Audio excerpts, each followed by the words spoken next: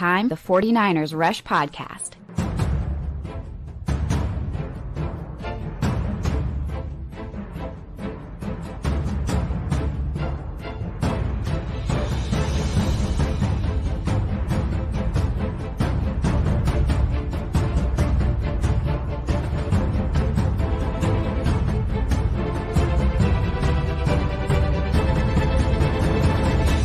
And here's your host, John Chapman.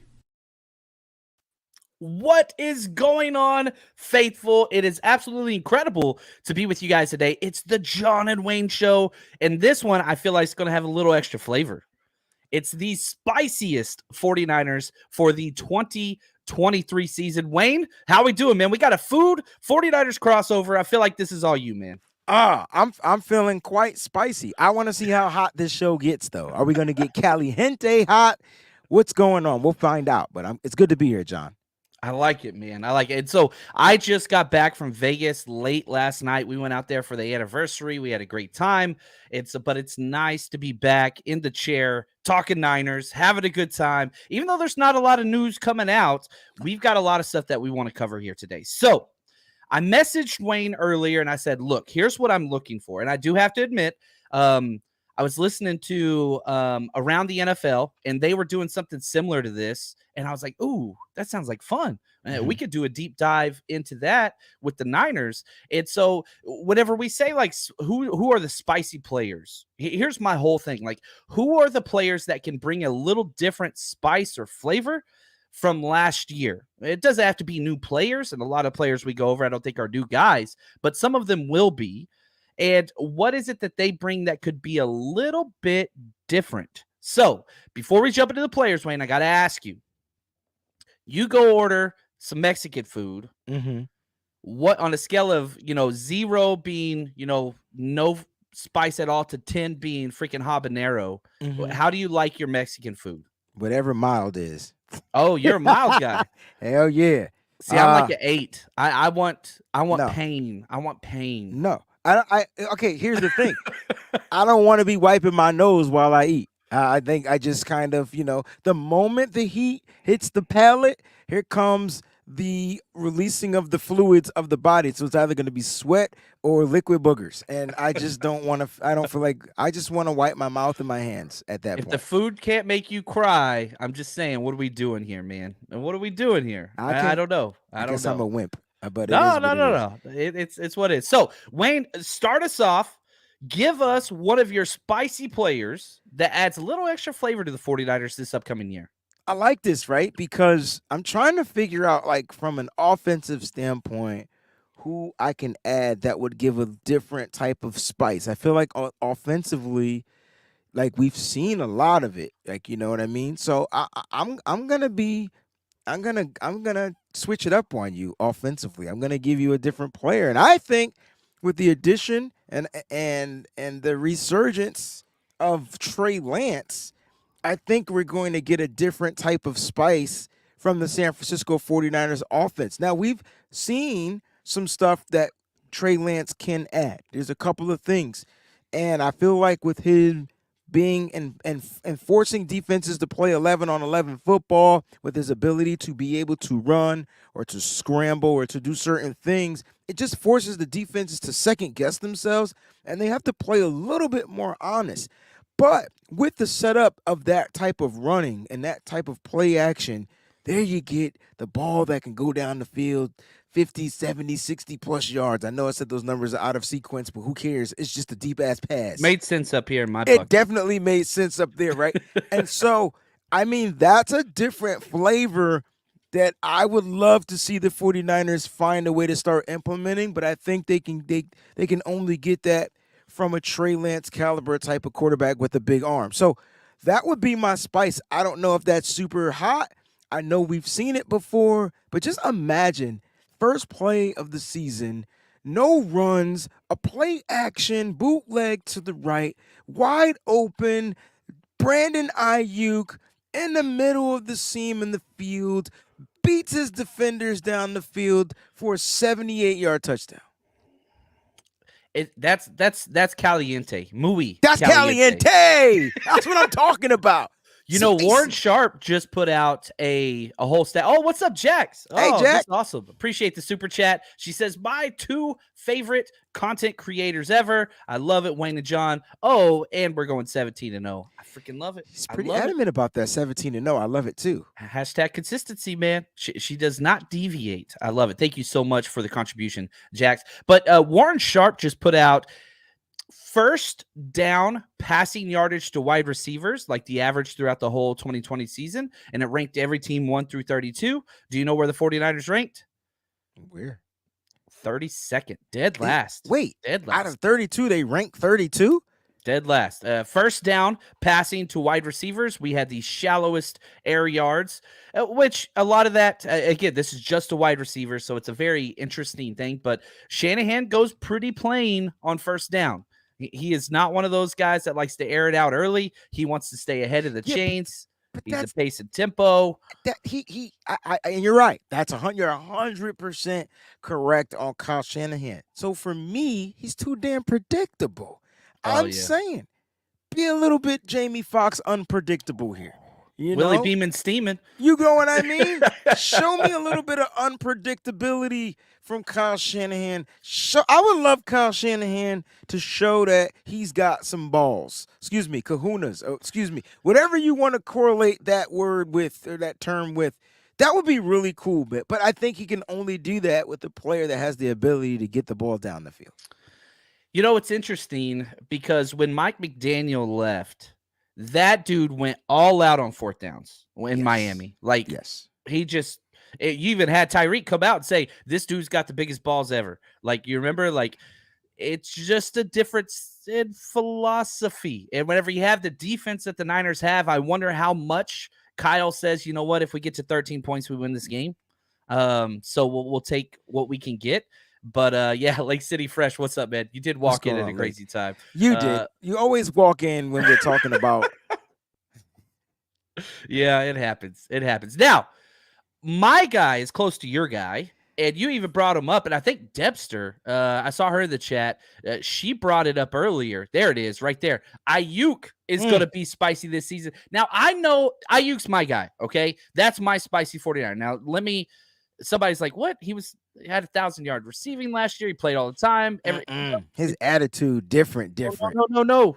He is Frankenstein, and it just came about like halfway through last season. You remember Fred Warner punched? They were fighting in training camp and all that stuff. Aiyuk is different. Player of all of minicamp, Brandon Aiyuk. When somebody talked, like, who's the hardest to cover, whether it was Debo or Demo, or it didn't matter.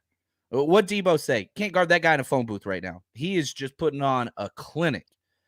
I'm telling you right now, contract year. I know he had over 1,000 yards last year for the first time of his career. Plenty of meat on the bone. There's still so much more. Like, I would put the over-under on Aiyuk yards at 1,350 this year, receiving yards. Okay. And that's a good number. That's a good number. I can't argue with you about Brandon Aiyuk being the spiciest player on the team. I think he's the top. So it's funny you're doing a show about spicy players. I'm going to be doing a show about the top dogs. We might. That's going to be interesting. Yeah, Roof. Yeah, Roof. Like and so interesting because I feel like Brandon Aiyuk may just be that top dog, like top dog, like and players here to that. Like, you know, we used to talk about men being alphas and all this type of stuff. I mean, you could tell he came of his age. He went through what he needed to. He went through the furnace and the fire. He was in it. He was in it for a minute, and he came out like whole, brand new, you name it, refined. And so Brandon Aiyuk just has to go out there and continue to put his best foot forward. No pun intended. And here's the thing. He could do it with whoever the quarterback is. So that's a great sign. We're seeing more than one quarterback play this year. That's just going to happen. Oh, yeah, absolutely. Absolutely. I wish it wasn't the case, and I wish we could have one quarterback the whole time. But, again, that's happened once in the past, I think, 19 years with the 49ers. Some crazy stat, like one time it's happened. So I wish we could have somebody that just played all the time, but I just don't see it. Whether that's Trey week 1, Brock week 1, I don't care. We're No. going to see more than one quarterback. Right. It's just going to happen. So, all right, let's go back to the Wayne, the Breezy, the Food Meister. Yeah. And I got a little quick story here. Every time I travel with Wayne, it's always fun. We have a great time. Absolutely. But I'm like, okay, I need tacos. I need tacos. Every time. And then we Breakfast, stop and lunch, get and food. dinner. And Wayne's like, here, film me. Give me his phone. And I gotta Yo, film remember this that time we were at that place and I ordered that soup? It was like some type of Mexican soup, and I had the cheese like dripping off my mouth. I didn't know what to. Okay, I'm filming him. He's live. He takes a bite, and string comes off like cheese, right? And it's hanging there. I don't know what to do. It's a live show. You're supposed to clean it up. You're supposed to be like, let me fix this for you. Yeah, I don't know my role. So, okay, here's my question to the chat. Do I just keep filming like the professional I am, or am I supposed to say like, hey, Wayne, you got something on your cheek? I didn't tell him. I think I messed up. Yo, there was a string in the video. It was like, John, like, we can't edit this out, bro. You know what I mean? But hey, it's all love, man. We never had this conversation before until we live on air, but I've been wanting to ask you, why'd you let the string cheese hang from my mouth? That soup was good, though. Steven Spielberg mode. I didn't want to miss the moment. I felt good about it. Straight up. Yeah, I failed. All right, who's your spicy guy? I got to go with the defense, man, and I'm going to go with a rookie. And here's the cool thing. No one's going to pick this kid because no one's talking about this kid. But I've been adamant about this kid from the moment they drafted him. And he is going to be the most aggressive 49er. He's going to be more aggressive than Dre Greenlaw, and I know that's hard to outdo, right? But Darrell Luter Jr.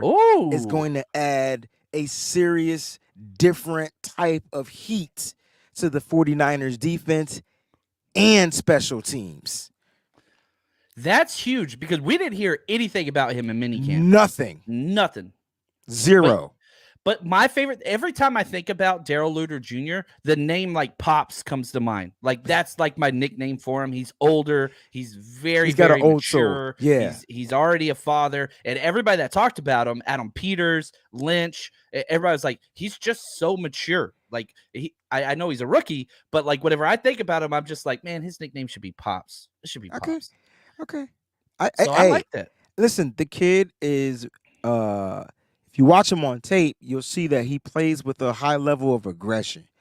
And I think that level of aggression is going to get underneath our wide receiver's skin a lot. And there's going to be a lot of camp fight battles. And the kid got hands. I'll leave it at that. But I'm just saying, like, I just think he makes this roster somehow he makes this roster.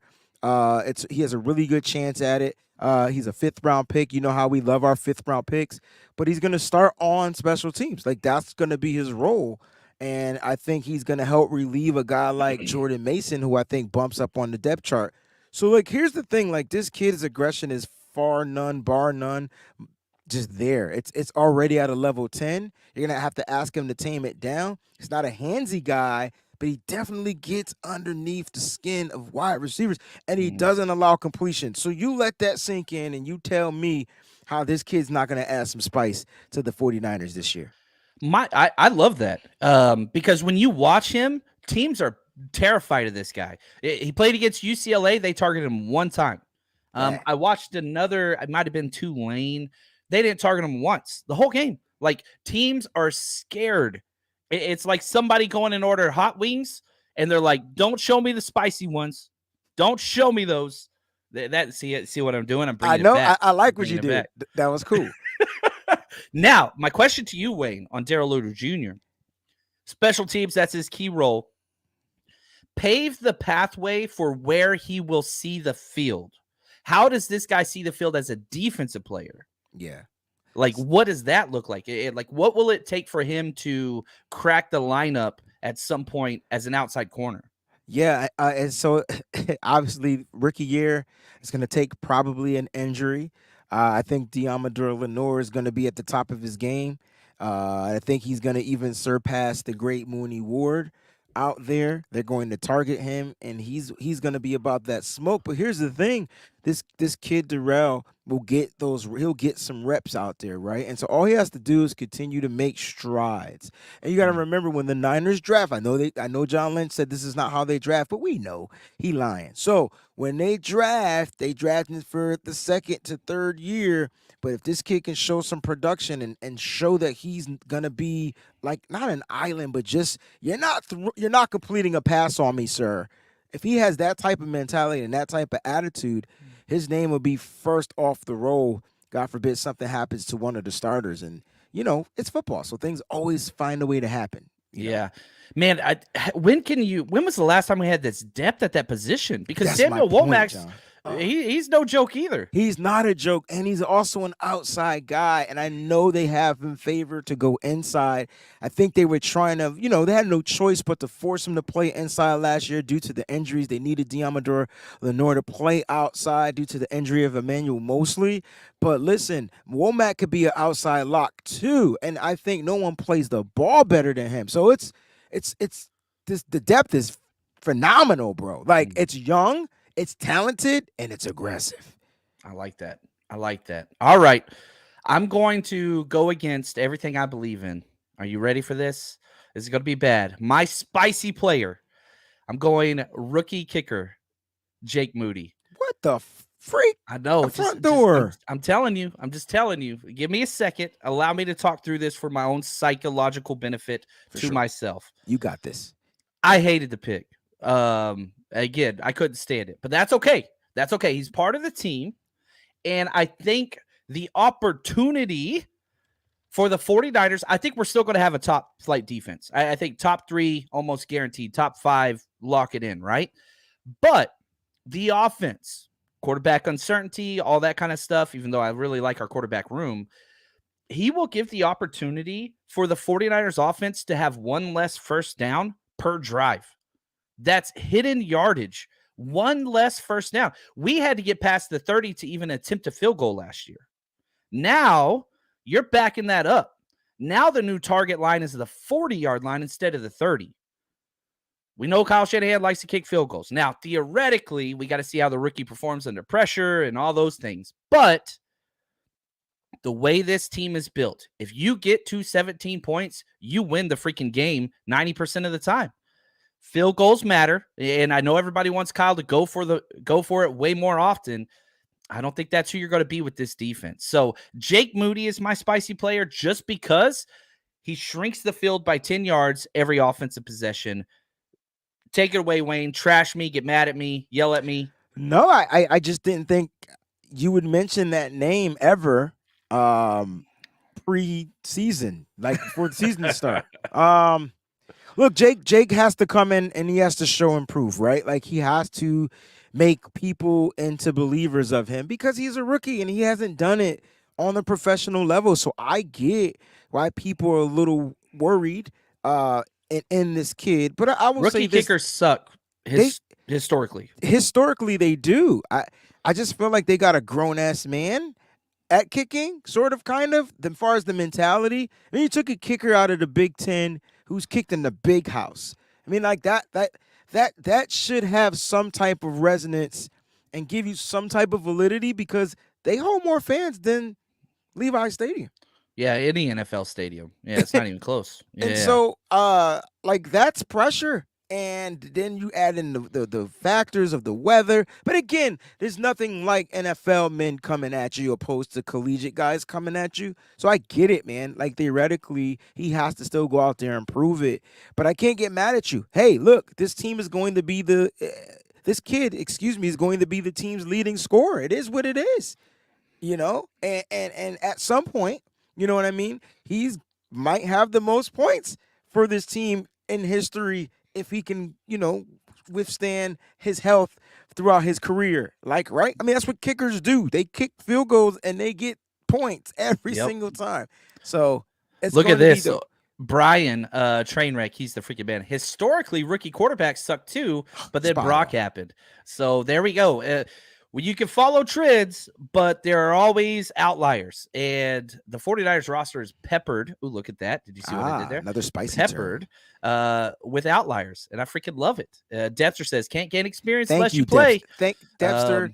Thank you. Hashtag Trey Lance. Thank you. Just hashtag players that we keep giving up on. Like, guys, they're not playing yet. Yeah. For whatever reason. You got to give them a moment to get in there. It's to see it, to believe it. You got to see it to believe it. I love it. I love it. Now, before we get to Wayne's next hot take, I'm going to make him mad, but I'm going to play this video that Eric made. If you are coming out this year, you got to come party with us. 49ers Rush Road Trip. That's what's up. Going to 49ers games is awesome.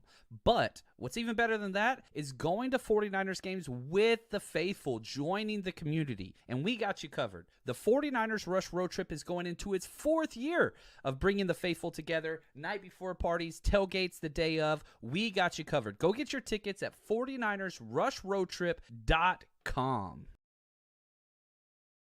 Oh, I'm going to make sure I'm in every video for the 2023 season.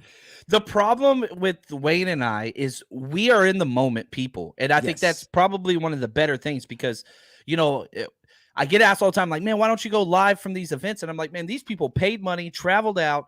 I want to be with the people that are here. Not that I want to leave people out, but there's an opportunity to face-to-face build those relationships. And it's been incredible. All those videos and stuff are not from us. Those are other people taking videos that share it with us. And then Eric put them together. Shout out to Eric. He's the legend. Debster says, going to the Cowboys Rush Road Trip. Can't wait. And do want to let you guys know, we are going to be adding a lot more home games as they come along. So first on the list is going to be that Tampa Bay Buccaneers home trip because the UK faithful, the Germany faithful, they're coming out. So awesome. I want to make sure we provide an experience for them. It's not up on the site yet, but will be soon. But if you're just looking for the games that we do currently have up, Pittsburgh, Week 5, home against the Cowboys. Monday Night Football, Vikings. Week 10 all the way in Jacksonville. That one's going to be huge. Thanksgiving Day in Seattle. And Week 15 in Cardinals. And again, remember, every single event we throw is kid-friendly. I will not allow it to not be because I believe in building the community from the base up.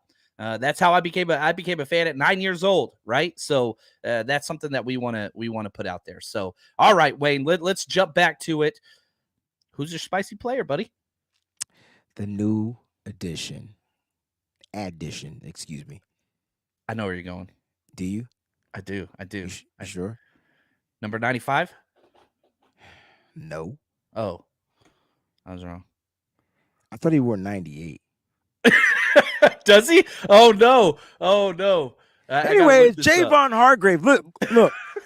At the end of the day, man, the 49ers went out and got them like a big old pot of stew where you throw in the meat, the potatoes, the onions, your Old Bay seasoning, your spices, you name it. And that's what Jayvon is going to bring to the 49ers defense.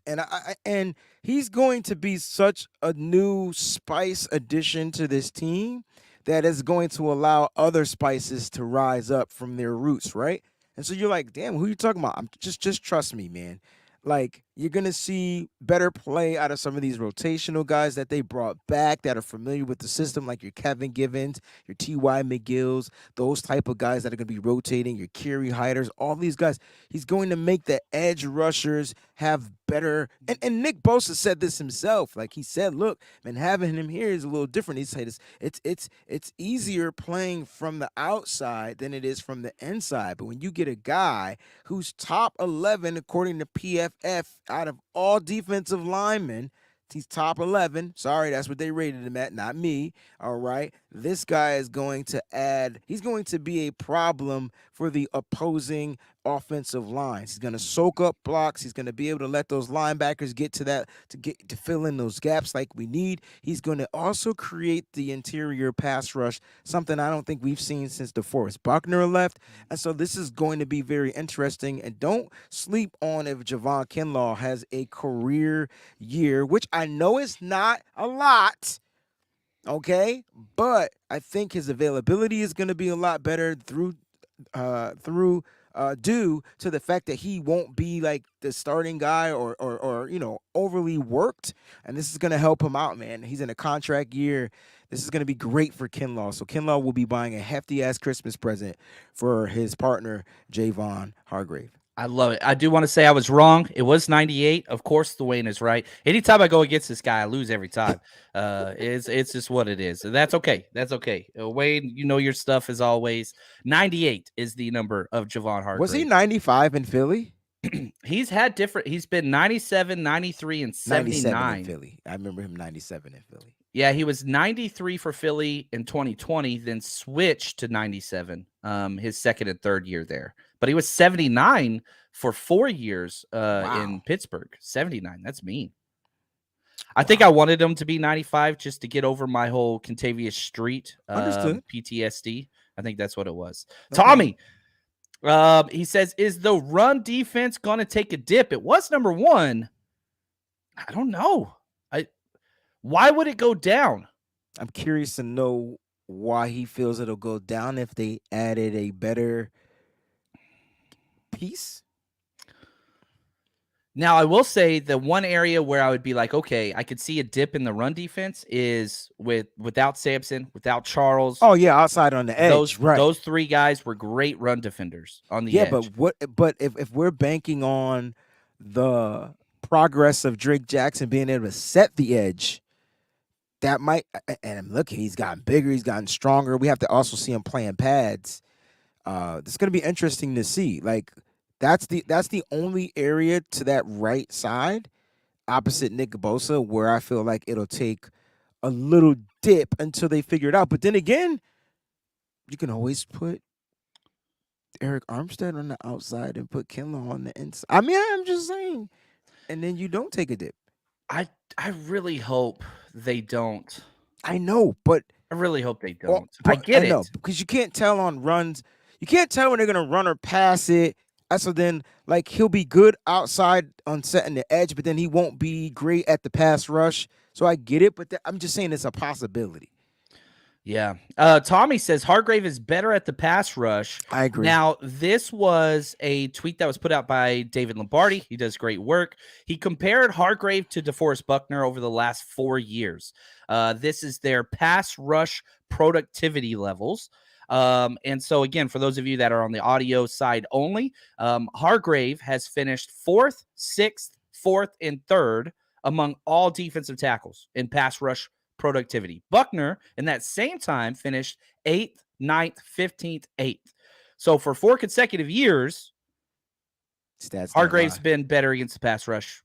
Yeah. And the biggest issue, and I've said this over and over again, these are not my words. This was John Lynch and Kyle Shanahan saying a big reason why they moved off from DeForest Buckner is they wanted to get more stout versus the run. That's not the way Buckner plays against the run. No. Hargrave, stout. Yeah, I don't think they'll take a dip from as far as the interior. And again, they have people that they can plug and play. Like, correct. You know, because if you feel like you're getting, pushed around, which I don't know how they're going to push this guy around, but you're going to have Armstead and Hargrave on the interior. I just don't see those guys getting pushed around. And if you have not got a chance to see Eric Armstead, the dude is chiseled like Greek god chisel. This is going to be interesting to see how this is going to be, how it's going to pan out. Do you know who my next spicy player was? I've already had my notes.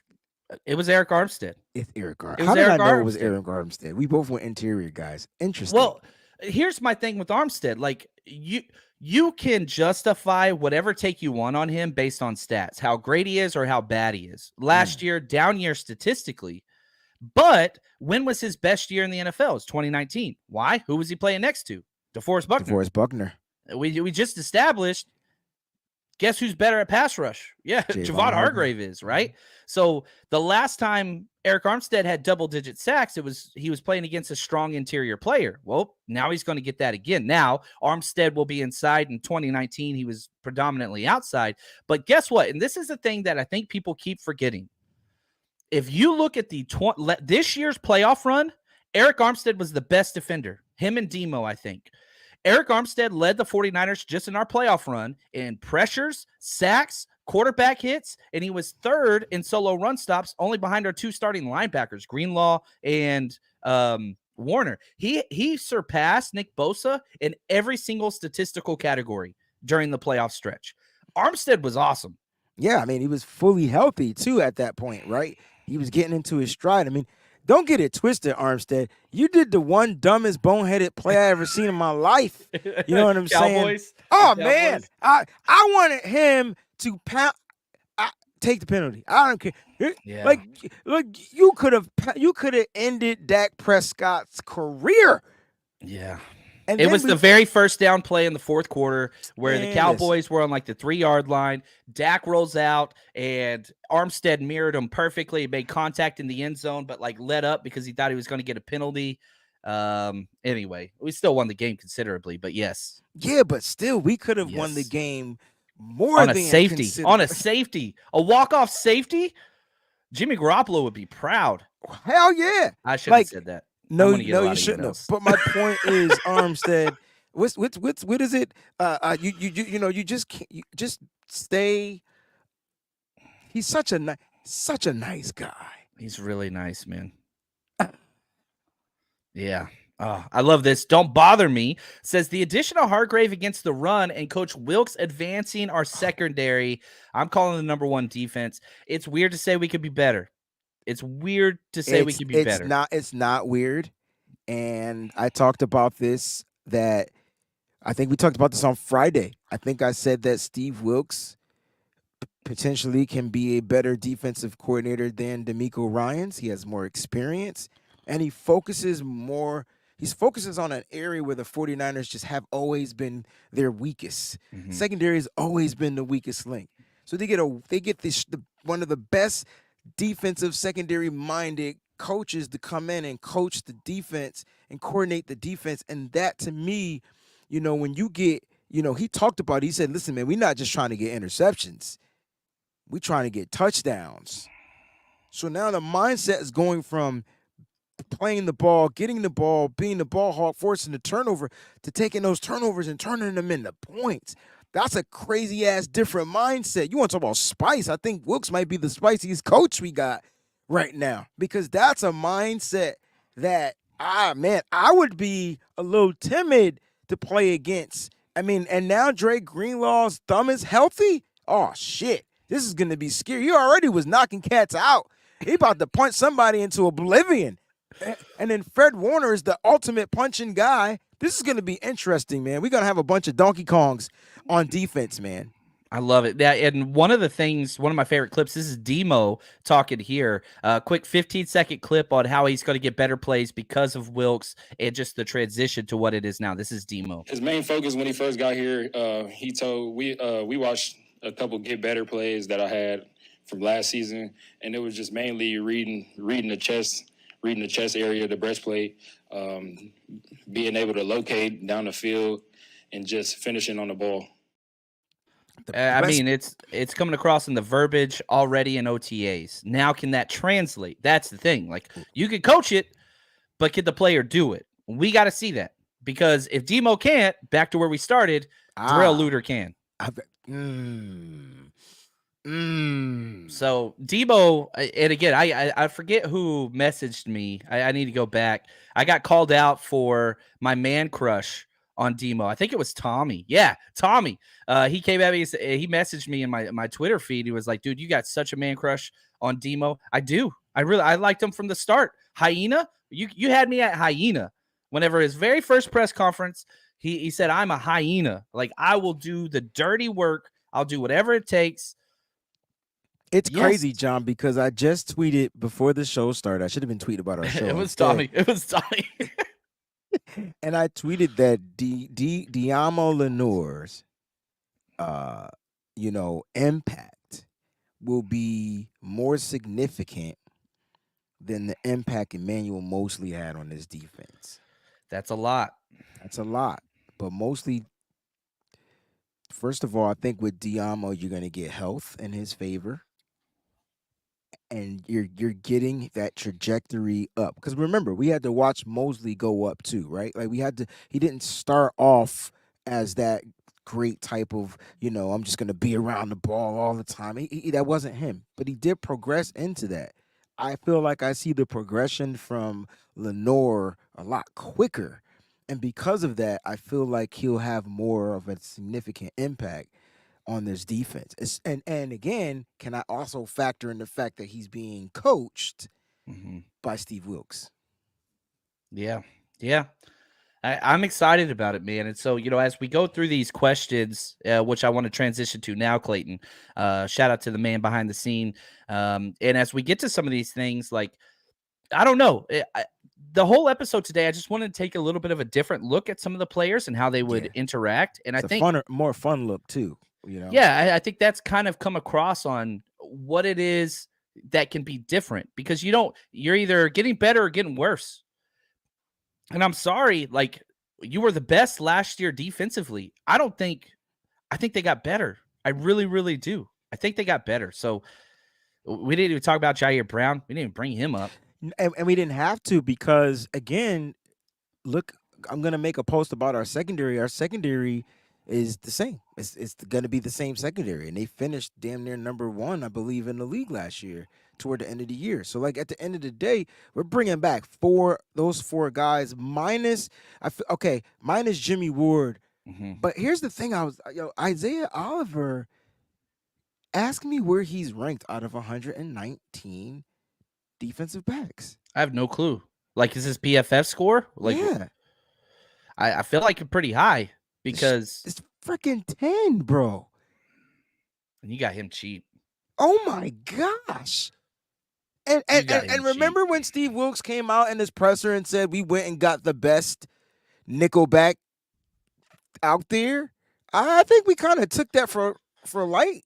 Like, did we? We didn't know. Man, his deal, he signed a 2-year, $6.7 million deal. That dude won a chip. I can tell you that. He's got 3 void years. Like, he is pushing this Tommy back. Just says I have a man crush on Hargrave. I sure enough do. I'm going to send him that manscape too, by the way. There ain't nothing wrong with that. But yeah, like, the cap hit for Oliver this year is $1.6 million. Next year, $3.7 million. Like, you're paying this dude pennies. And it makes sense now whenever you look at what Jimmy Ward left with. And like, I love Jimmy Ward. Jimmy Ward's awesome. And they wanted to keep, and they even said, like, we wanted to see what was going to happen with Jimmy first. Once, they did.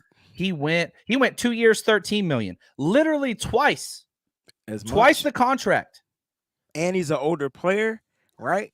Now he might have a little bit more production at the position, but I mean, as a football player, more experience and more production as a football player in general. Twice as much. But he got paid twice as much. And this is where the Niners are in this current schedule. You remember when Kyle came in, you had to overpay to get anybody here. That's where the Houston Texans are now. They had to overpay to get these guys because there's no competition for a ring. And they could.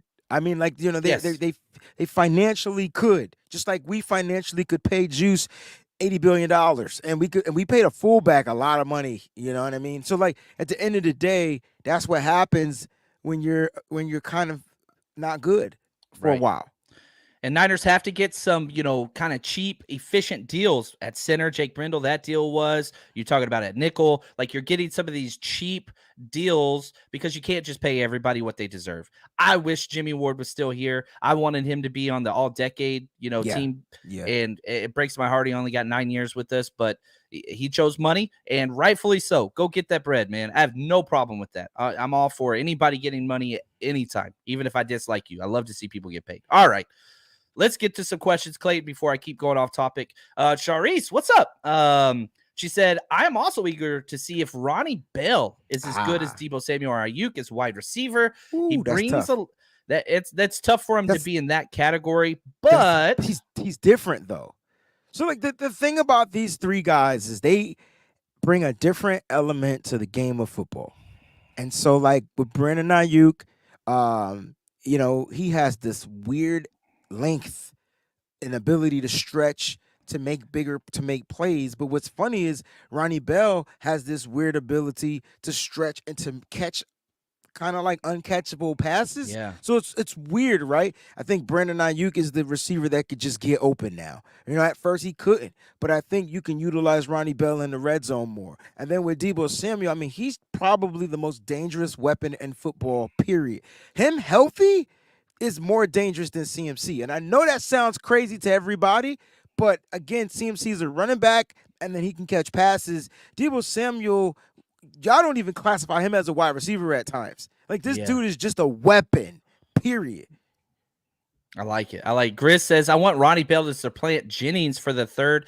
And that's another thing. I don't know if he's going to be playing that slot role or not. I don't know. We'll see. That's the perfect example for Ronnie. Like, that's him. He's bing, bing, bing, bing, bing. And it's not him just getting hit. It's just that you don't know where you could just utilize him in so many different ways. You want him on kickoff return. You want him on punt return. You want him to be wide receiver. You want him to play in the slot. Like, the question is, can he go out there and do it against the big boys? And I feel like he can. I know he can. Yeah. And I think he landed in a great spot because I think his biggest deficiency is contested catches. Facts. And so guess what? You're playing with Kyle Shanahan. He'll get you open, dog. Yeah. You got him and Andy Reid, and that's about it. Like, there's other guys. There's other great coaches, but nobody that is even close to like where those guys are. So I'll stay with that. Good stuff. I like Ronnie Bell. All right, next up, Clayton. Oh, Ramalia. I never know how to say this. What's up, man? Appreciate you. Is it Ramalia or Ramilia? I don't know, man. I'm from Texas. We All do he this has every to do is tell episode. us. Oh, come on. Let's go, Clayton. Clayton, come on up. You got to tell us what it is. Yeah, that's right. Come on up. It's got to be Ramelia Sports Report. That's what I think. I'm going with Clayton on this one, dog. I'm not going to argue. I'm going with Clayton every time. I never disagree with him again. Yeah.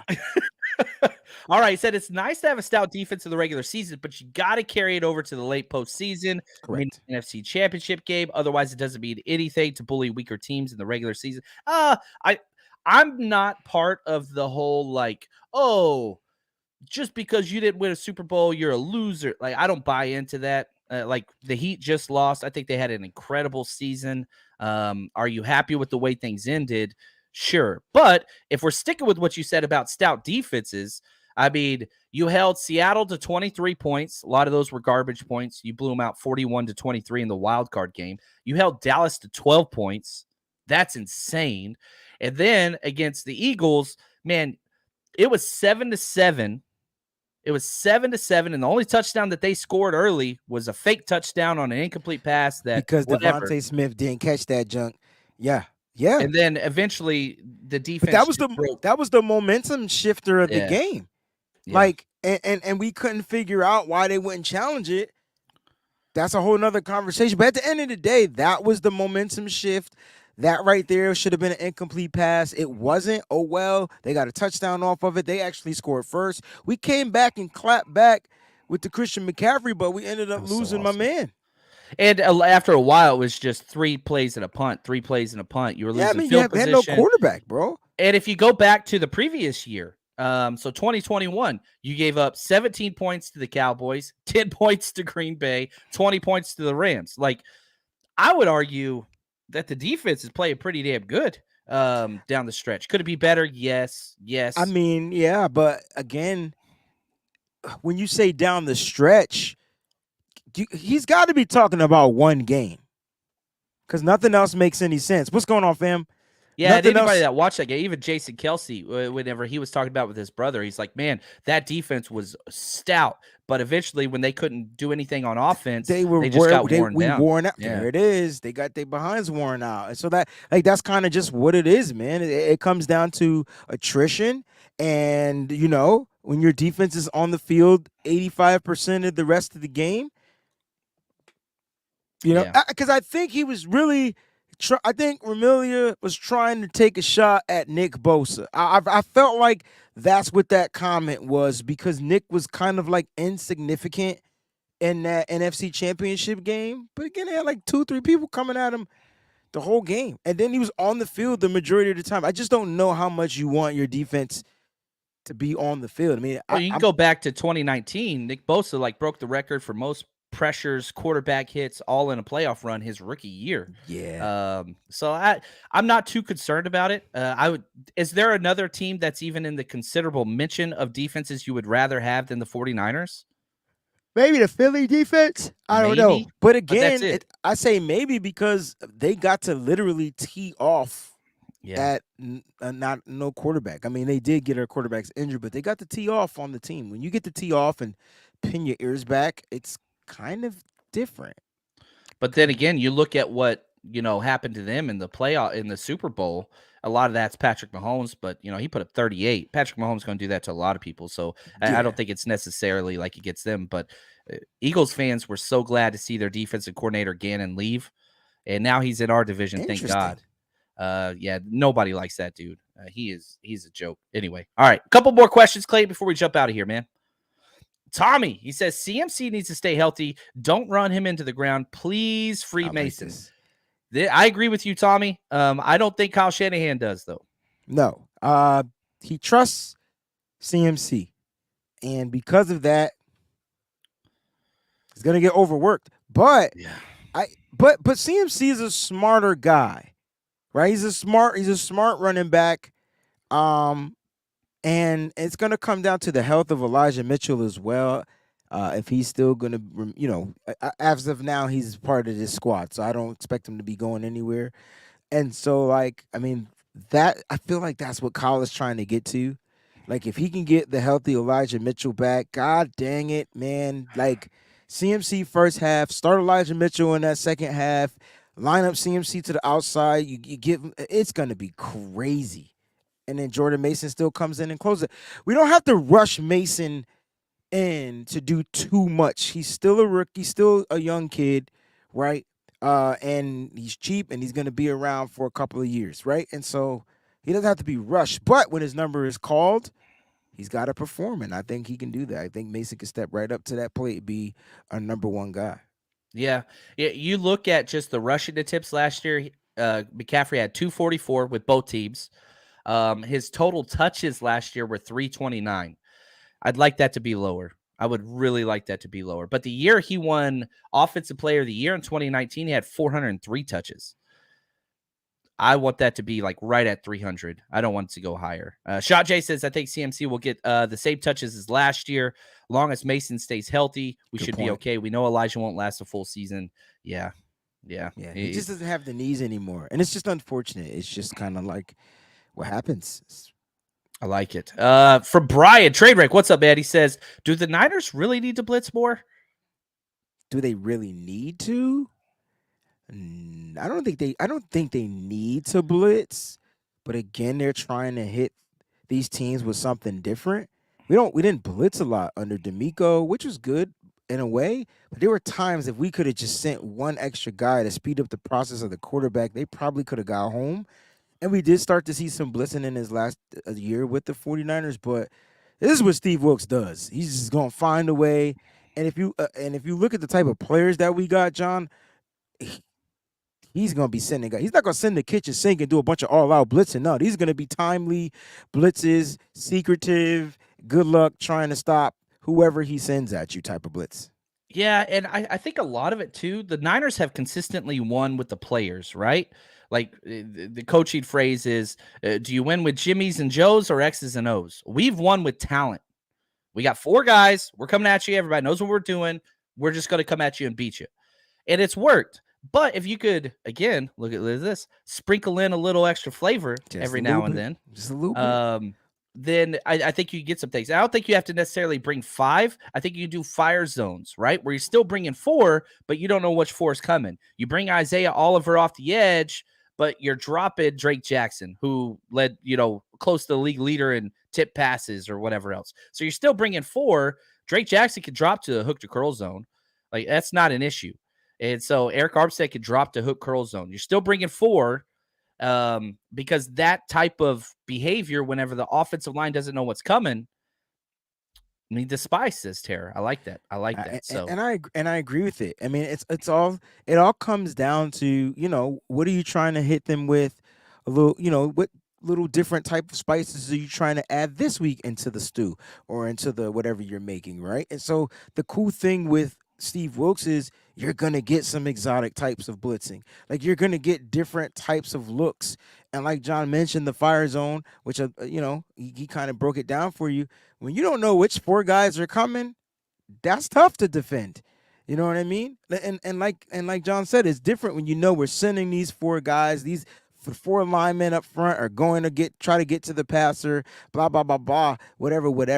But when you can kind of just spice it up and change it up a little bit, throw a couple of hiccups into the whole thing about blitzing for me, John, isn't I love the sacks, right? I love to get home on it, but it's more in providing a hiccup in the offense, right? Like making the offense be unbalanced, be off time, and so that they can never get into what we like to call in the music term rhythm. And there so we go. And so I felt that's it for me, man. So like if we can blitz a little bit and get home, force incomplete passes, force quarterbacks to throw off rhythm, that's good for us. Now the only thing is to get from the curse, because if that quarterback gets that ball out on some of those quick hot reads and things like that, that's big gains. So blitzing has its gift and curse. Yep, I like it. Let's do one more question, Clay, before we jump out of here. He says, hey, John, FTTB song is completely done and mastered. We lit. Because we faithful to the Bay. It's about to be dope. I'm telling you. I'm so happy because I'm finding out live with you guys that my song is done. I mean, I was hoping I would have got a text message, but I'm finding out live. I'm so passive aggressive. Lake City, I love you, bro. But I'm happy. It's going to be released training camp day. For those that perhaps don't know, walk us through a little bit of what this is and what you've been working on. Because if you don't know, if you've never met Wayne, if you haven't subscribed to his show, it's the first thing in the description of my podcast on this right here. So scroll down, make sure you'll click that. Wayne is super talented. The first time I met Wayne, I said, dude, you need your own TV show because you are insanely talented. So walk us through what this is and what this means. So I wanted to create a concept about being faithful to the Bay, even though I'm not from that area or whatnot, but it's more like me being loyal to the San Francisco 49ers and the things that they present. And since they represent the Bay, I feel like I can represent the Bay. And I remember that year they came out with those faithful to the Bay hats and people just weren't feeling them. But that's kind of been the hashtag for the past several years, right? I love it. And so I hit up my boy, Lake City. I was like, dude, I need a hook. And this is kind of like what I want to do. So he sent me this hook and, he sent it to me and I was like, yeah, let's do this. Like get that recorded ASAP. I'm going to get it written. And then I sent it out to a couple of artists and then had them do their spots. And then Travis King added his flavor on it. And then he kind of took what I did and arranged it so nice. And so it's just going to be a dope record. I got a lot of Bay elements in there. It's not a hyphy track, but it's definitely something you could play in your lowrider, turn up, cruise down, drop top, kicking into the scene with a gangsta lean, ooh-wee type of song. But it's a feel-good record, man. I'm telling you, it's a feel-good record. So I'm super excited. I'm planning to release it on the day that training camp begins, so hopefully late July, and then I'll be performing it at our road trips as well as other venues in California. I love it. I'm just going to say I'm kind of shocked you didn't ask me to drop a verse or two. I'm just saying. When it comes to music, John, it's not me, man. No, it's not me. You'll be in the video though. Okay, I'll take it. I'll take it. Rosie Cheek's gonna make a stop. That's what's up. And he did text me. What time is it? It's 1:36. He texted me at 1:36. It's 1:53. He's right. I did get the text. My bad. I just wanted to put you on blast because that's what I like to do. He does. He does not pull punches, and that's why we love you, man. But that's awesome. So excited for that. Lake City Fresh, super talented dude, man. Love it. All right, Wade, take us out of this show. I want to say thanks to Clayton. Absolutely incredible job. He makes all these shows go so smooth, man. Just the mad scientist.